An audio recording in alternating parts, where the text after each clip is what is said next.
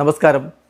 Raf talk മലയാളത്തിലേക്ക് അവർക്കും സ്വാഗതം. കേരള ബ്ലാസ്റ്റേഴ്സ് ഇന്നലെ ഈ സീസണിലെ ആദ്യ മത്സരത്തിൽ രാജസ്ഥാൻ യുണൈറ്റഡിനെതിരെ കളിക്കാൻ ഇറങ്ങിയപ്പോൾ ആ സ്റ്റാർട്ടിംഗ് 11-ഉം ബെഞ്ചിലെ താരങ്ങളുടെ ലിസ്റ്റുമൊക്കെ കണ്ടപ്പോൾ ആരാധകർക്കുണ്ടായിരുന്ന ഒരു പ്രധാനപ്പെട്ട ചോദ്യം തിയാഗോ ആൽവസ് എവിടെ എന്നുള്ളതാണ്.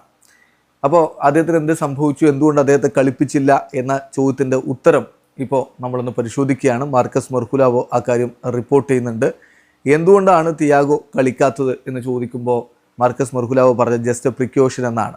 അപ്പോൾ എന്താണ് അദ്ദേഹത്തിന് പറ്റിയത് എന്നുള്ള ചോദ്യമുണ്ട്. അതിനുള്ള മറുപടി ഇങ്ങനെയാണ് മാർക്കസ് മെർഹുലാവോ പറഞ്ഞത്. ഞാൻ തിയാഗോയെ നേരിട്ട് കണ്ടിട്ടില്ല, പക്ഷേ കേട്ടത് അദ്ദേഹം ട്രെയിനിങ്ങിൻ്റെ സമയത്ത് ഒന്ന് സ്ലിപ്പിഡായിപ്പോയി.